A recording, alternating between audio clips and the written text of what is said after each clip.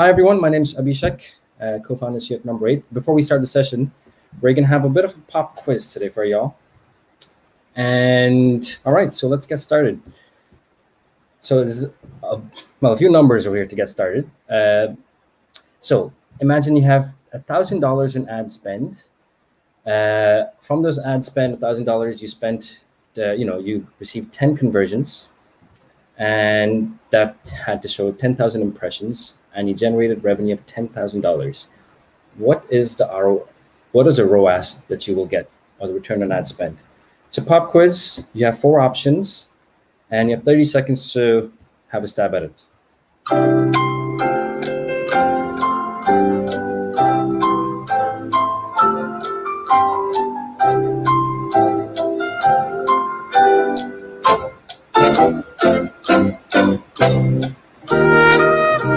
You can put your answers in the comment section, and we'll follow up after.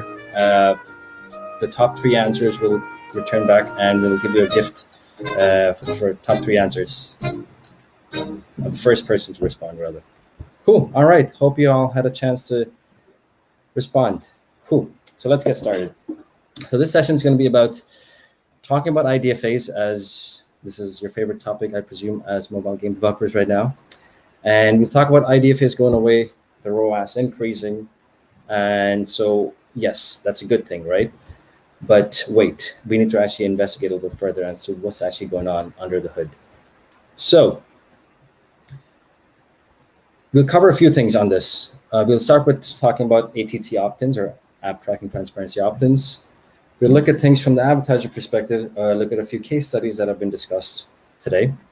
And finally, we'll then also look at what is actually happening on the publisher side of things, because a lot of talk is around advertiser, but as a game publisher, as a game developer, what's going to happen to your game revenues from ads?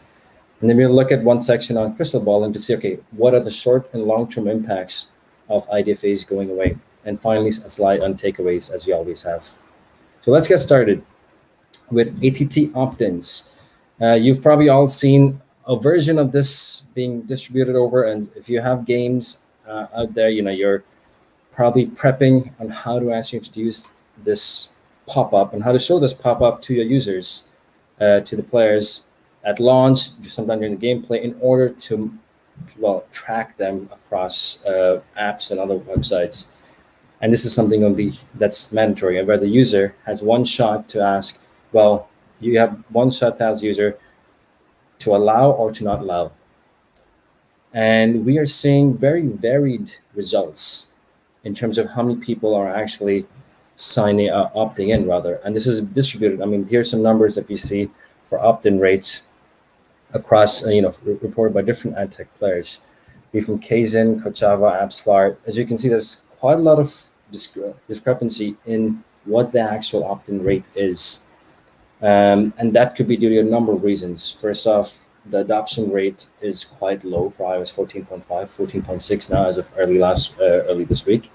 And then these are all, it depends on where these companies are operating primarily, if it's in tier 3 markets or if it's in tier 1 markets, and what kind of apps they have in their portfolio. That will also define to say, what it's going to be opt-ins. AppsFlyer, for example, they mentioned in the report, social apps had an opt-in rate of about 18%, and shopping apps, on the other hand, an opt-in rate of 43%. So it is quite varied, and we have to wait and see to see what's actually happening as the adoption rate increases and you have much broader consensus in the coming weeks, really. But what's at the heart of this issue? Well, what's at the heart of this issue? We'll go through this diagrams in a little bit of detail over here. So you have a game. Let's say we start on the right-hand side. You have a game today that has a number of ad SDKs that you use to better monetize your game inventory. And there are ad requests that get sent from the app. And in these ad requests, as part of this, there's an identifier field, which is the IDFA, that gets sent in every request.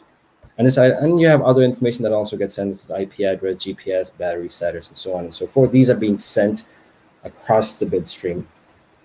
Now, this ID is in fact then used upstream via an ad exchange or a DSP to enrich this ad request and to make your game inventory for ads more valuable.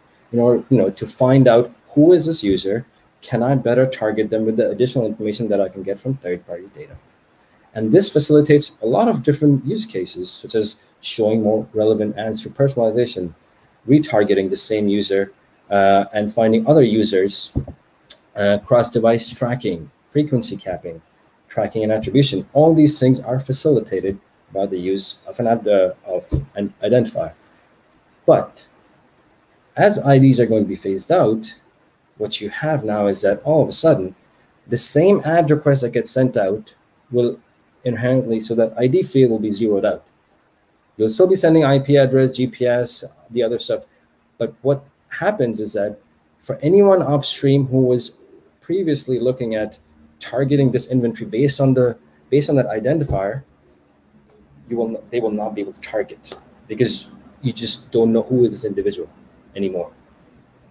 So the question then becomes, there's going to be a significant impact on personalizations of showing relevant ads, retargeting, cross-device tracking, frequency capping. All of these things will be impacted. And tracking and attribution, Apple of course has their own in-house solution that they're putting forth through SK Ad Network. But these things, this is what it's going to look like. So let's look at this now. What's being talked about quite a lot from the advertiser perspective. And to do that, we'll look at a few case studies and some of the metrics that are being discussed. So some of the key metrics from an advertiser perspective include the CPM, or the cost per 1,000 impressions, the CPI, cost per app install, the cost per action. So for example, the first purchase you make, how many apps do I want for the first purchase, and the return on ad spend, importantly. So let's look at, all right, as an advertiser, what are some things that we're seeing in the market? So the first case study that we have here, it's from November of 2020, so November of last year, where we saw that company X, or game publisher X, was getting ready for post-IDFA era with WISE LAT test campaigns. And the objective of this experiment was, at the time, to gather insights to prepare for iOS 14 and the loss of IDFAs affecting measurement and targeting. Now, the signals used in this campaign included app category, IP address, location, device type, and so on and so forth. And the outcome was great. The RoAS was maintained. The app install volume went up by 6%. That's great, right? We just look at a little bit of fine print in there, though, in the actual blurb, that LAT traffic, or limit ad traffic, was relatively less competitive. That's interesting. We'll come to that later. And there was an opportunity to acquire users of similar quality at lower unit prices thanks to lower CPM. Again, overall, from the advertiser perspective, it looks great. RoAS is maintained. Let's look at another case study where it says the day 7 RoAS increases 53% for X's games with WISE LAT campaign. And the objective over here for this case study was to acquire more paying customers at scale with the goal of improving the day 7 RoAS. And the test was done by taking a small subset of LAT users as part of the campaign mix. And again, the outcome was great. The day 7 RoAS worldwide was 13.7x higher, and in the States, it was 3.7x higher. And again, if you look at the fine print, though, it says a lack of competition for this inventory meant that Y was able to acquire more users, more quality users, for less. Because again, think of it, you're not able to send this ID anymore. And finally, we have another case study where it says, similarly, X achieved 17% increase in days 14 RoAS with non-personalized traffic. This is from January of this year on a casual game. And the objective, similarly, how to continue scaling in a post-IDFA world. And again, non-personalized traffic made up the users who had turned on LAT option in iOS. And the outcome was, again, great. So everything looks great, right? I mean, RoAS is being maintained or increasing. The installation volumes are going up. But that's where it gets interesting, because this is looking at things from an advertiser perspective. But you know that as a game, you have UA for user acquisition, and you have your own revenues which is you make money through ads. So let's look at that. We're going to go into a little bit of math and formula, but just to unwrap a little bit of the details through some simulations of what is actually going on and what we think will be happening. So these are three formulae. Hopefully some of you got that question early on right. The first is the return on ad spend, RoAS, which is the total campaign revenue divided by the total campaign cost. CPA is cost per action. So it's the total campaign cost divided by the total number of actions, how much you spent and how many actions you got. And eCPM, this is an important one because from the publisher side, that's what you should worry about, is how much money that makes, total ad revenue, and how many impressions did I have to show to make that revenue times 1,000. So let's take a look at a CPA-based campaign. This is a simulation, by the way, to see, it's a very simple example to show, okay, imagine you have $1,000 as an advertiser to spend, and you want to get 10 CPA, 10 conversions. For that, you need to show 10,000 impressions, and you'll get 50 new users on this campaign. And let's say you make $10,000. So in there, based on these numbers, your CPA is going to be how much you spent, which is $1,000, divided by number of conversions you got, divided by 10, so which is $100 CPA. The RoAS, the return on ad spend, is going to be how much money you made as an advertiser. So you made $10,000 divided by how much you spent, $1,000. So the RoAS is 10. And the eCPM will be, well, as a publisher, I made $1,000 because the advertiser spent 1,000, so I made 1,000 divided by number of impressions, which is 10,000 times 1,000, you get $100. So that's what today on an ID-based traffic scenario will look like. Now let's look at ID-less traffic, and let's talk you through a little bit of why these assumptions are in place. When you have no ID data going back and forth over the bid request, as an advertiser, you'll still be spending the same amount of money. Let's say ad spend is going to be the same. Then you will expect the same KPIs, but because this inventory is not targetable, you're going to end up, you'll have to show a lot more impressions because you don't know who this audience is. It's not going to be relevant users. So you're going to end up showing a lot more impressions. You're going to have to show your ads. And also in that process, you're going to reach a lot more users as well. So let's say 30,000 impressions you're going to have to show to get to that same KPI of 10 conversions. And you're going to have to reach, let's say you end up reaching 100 new users. And in that process of reaching those additional 50 users, your revenue increases a little bit because they might see an ad, click on something before the actual CPA action hits. So in this use case, the CPA is going to be the same. You spent 1,000, you got 10 conversions, so $100. Your RoAS is going to be 10,500 because you made a little bit more money divided by 1,000, so it's 10.5. But the eCPM, from a publisher point of view, you still made the same amount of money because the advertiser still spent $1,000, but you had to show 30,000 impressions. So then the eCPM is actually lower at $33. And this is the part that is actually, we don't have a lot of studies, or there are a few out there that's not being talked about. Because as a publisher, you are going to make less money when the inventory is not targetable. Let's look at another example of a CPI-based campaign where you just have paying users to install the game. Similar thing where the cost per install is, let's say, is $10. You expect 100 conversions, and you need to show 10,000 impressions, and the revenue you make out of that is $10,000. Now, the amount of money you spend is, well, CPI being $10, you need 100 conversions, so $1,000 you're going to spend. RoAS is, again, you make 10,000 divided by 1,000, which is the cost, 10. And the eCPM is, as a publisher, you make $1,000 divided by 10,000 impressions, you have $100 eCPM. In a CPI-based campaign, similarly, you're going to spend less as an advertiser because, again, this is inventory that is not as relevant. You're going to say it's going to be cheaper to acquire these new users. You still want to hit the same targets of 100 conversions, and for that, you're going to have to show a lot more impressions as well. So let's say 15,000 impressions. And the revenue you make will most likely be a lot lower because this will not be the same or it won't be the same whales and dolphins that you use to target as an advertiser. So it'll be a lot less.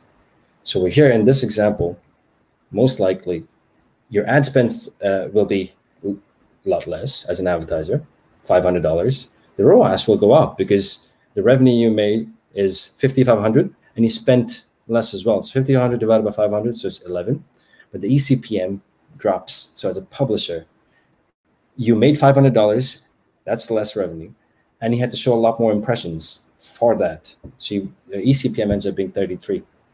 And this is, again, here we see an example where even though the RoAS increases with LAT or ID-less traffic, the eCPM will invariably decrease because fundamentally the addressability of this inventory is not there. So as you're looking at it, okay, crystal balling a little bit. Now we've looked at it from the advertiser side where, even if in the short term things look all right, you can acquire new users for less. But from the publisher point of view, they're actually going to end up making less revenue because this inventory at its heart is not targetable anymore. So what we estimate is in the short term, advertisers will pay less for impressions. Publishers will make a little bit less revenue from advertising. And this is until the iOS 14.5 adoption picks up, because it's been quite slow. I think it's, it is quite slow, and 14.6 now. But in the long term, this is where things get quite interesting, where LAT traffic or ID-less traffic will become more competitive, because right now there aren't a lot of people buying this inventory. So once it becomes more competitive, it will not be inexpensive anymore. It'll be expensive because all of a sudden people will want to buy into this, and then CPM should increase. The conversion metrics will stay the same because as an advertiser, you still want to have the same number of CPA, CPI, KPIs. But revenue will most likely decrease because, again, targetability or what makes your inventory valuable is under threat, with IDFAs being phased out. As a result, we expect the lifetime value of each user to decrease because the amount of money, the amount of ad revenue that every user brings is decreasing because they're not targetable anymore. So while your CPM is increasing from an advertising point of view, so your UA costs will increase because you have to spend more as competition also increases. But your lifetime value of every user will decrease because this inventory is not, the inventory is the same inventory and it's not targetable. If that's not addressed, what's happening there is that the current UA practice of acquiring higher and higher CPM, it becomes unsustainable. So that ROI metric of, all right, revenue made divided by spend on on UA, again, these could be dire consequences.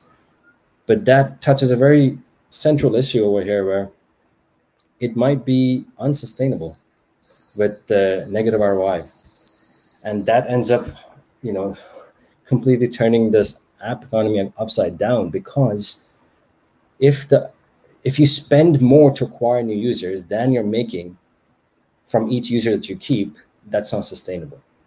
And this is what we see in the short term. There's a lot of, even though things look nice and rosy in the short term from an advertiser point of view, this will come like a very bad surprise in the next 8 to 10 weeks, we estimate.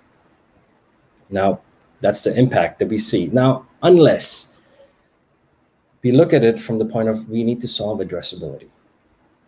Yes, you won't be able to target based on identifiers anymore because we can see what the opt-in rate is looking like.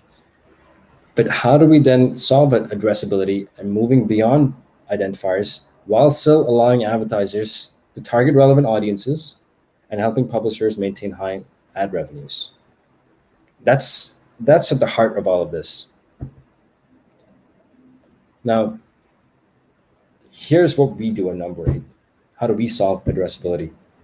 Now, we take a couple of things to deliver. So we use on-device computing, so edge computing, which is essentially in layman's terms, it means all of the processing of data happens on your smartphone itself in this case.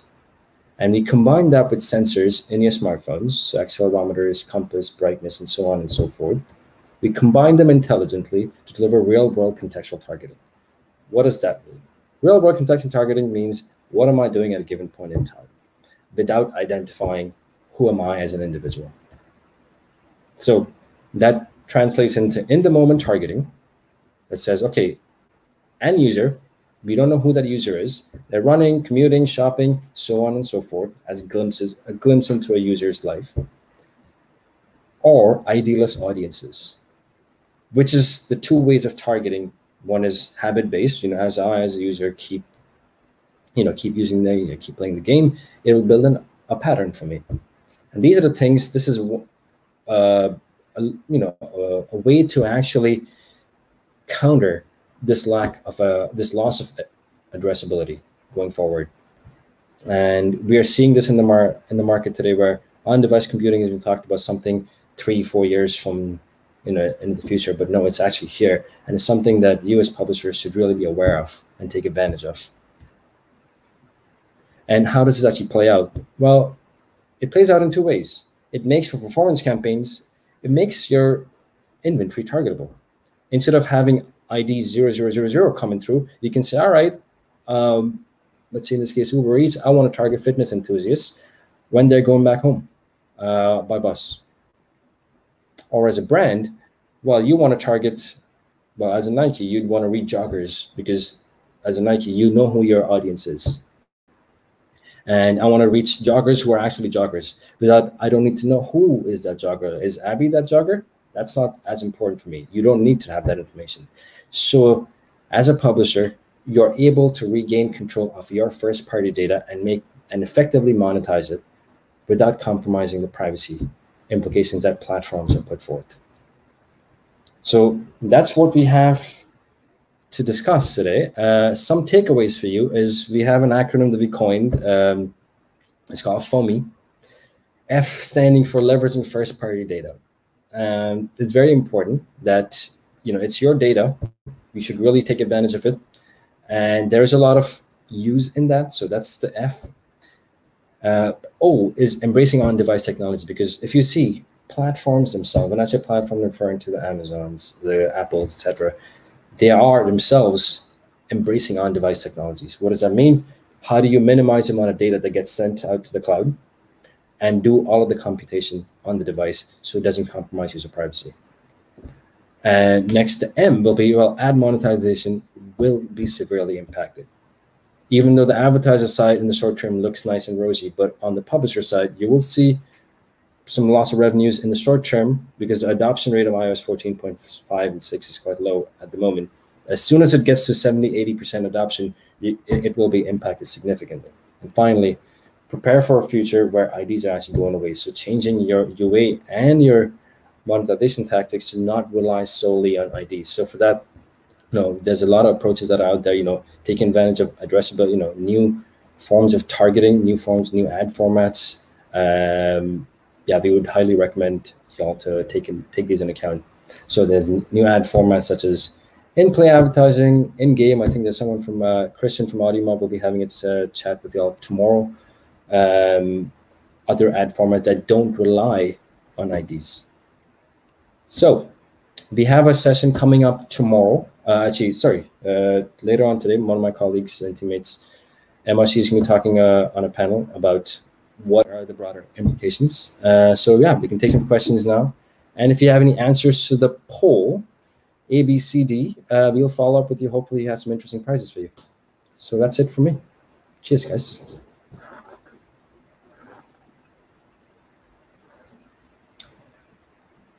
I can't hear you, Julia. Sorry, I can't hear you. Oh, sorry, I mistake. Thank you for so accurate and informative presentation. And now we have a couple of questions. Sure. So the first one, how could this affect HC games regarding that they target anyone anyway? So, can you just repeat that again? Sorry? Can you just repeat the question again? Okay, how could this affect HC games regarding that they target everyone anyway? Well, it depends. They will target anyone anyway, but then you're probably expecting some conversion metrics on that. You can target, But if you don't hit the conversion metrics based on the number of impressions you show, you're not going to be reaching a relevant audience. You can always do a spray and pray approach, which is, you know what, if I didn't get it in 1,000 impressions, I'm going to show 5,000 people. But then remember, as a hyper casual game, you're also going to rely on making revenue as well. So there's always two sides, you know, advertising your game, but also making money through your game. So you can't just look at it with one lens. You have two lenses that you have to take into account. That's a very important thing to consider. Okay. The next one. Does it mean that Apple will be the sole owner of the user's data, thus they are building their own ad network? You'd have to ask Apple that. I don't know. That's an Apple question. Okay. I used to work at Apple, so I mean they used to be quite secretive. So I'm sure Apple has its own master plan at play over here. So. Yes. Okay, and the next one. Do you think RoAS is the most foundational KPI in mobile marketing? Well, from an advertiser perspective, yes. You know, if you think about it, you know, you spend this much money. What did I get out of it? Makes sense. But keep in mind, there's also the other side of the flip side of the coin is, all right, so whose economy is based on this spend, which is the game, which is a game developer or a game publisher who's going to be making money or relying on ad revenues coming from that. If that ad revenue goes down, then you're not going to be able to sustain that ratio of I spend this much to acquire new users, but then I spent $50, but I made $25. That's not a sustainable business. Okay. And the next one, which KPI do you try to maximize in your games? Which KPI do you try to, but as an advertiser or as a publisher? That's the question I would ask. As a publisher, you should look at your eCPM numbers. If you're a publisher, yeah. Yep, as you should really ask your ad partners, okay, what is the impact going to be on my eCPM numbers in the coming months as iOS 14.5, 14.6, and so on adoption increases? Because that's what will, okay, let's put it this way. You only have so many ads that you can show in a game session before the user gets pissed off. They say, you know what, this game is not worth it. So you can't just overload your game with ads, more and more ads that affect the gameplay. That will affect the engagement, retention, and eventually LTV. So you'll have drop-offs. Okay, and we have one more question. Any updates on Apple's clarification of the usage of on-device plus sensor information? Well, there's been a lot of talk around, if you look at Apple's policies, they themselves are looking at on-device technologies. And they explicitly say anyone trying to use this for fingerprinting, that's not going to be allowed. So fingerprinting or identifying an individual, that's not going to be possible. But when you're operating at a cohort level, when you're operating at an audience level, let's say, Julia, you and I are falling into an audience of joggers and outdoor frequent breakers and so on and so forth. There's no way to trace it back to an individual because there are no IDs. There isn't one. So it doesn't rely on any opt-in rate at all. So, and that can add a lot of value. So essentially makes the inventory that will be non-targetable, targetable. That's what it's going to do. So imagine being an identifier, you used to target based on identifiers, but now that's gone, or it's going to be phased out. But you can have group consensus. All right, this is a group of joggers. So as a Nike, do I want to target this? As an Uber Eats, do I want to reach these users to get my conversion numbers or not? That's what we will see across the board. That's what we, that's what we think. Okay, Abhishek, thank you for interesting topic. Thank you for being with us, and so see you. All right, see you guys. Bye bye.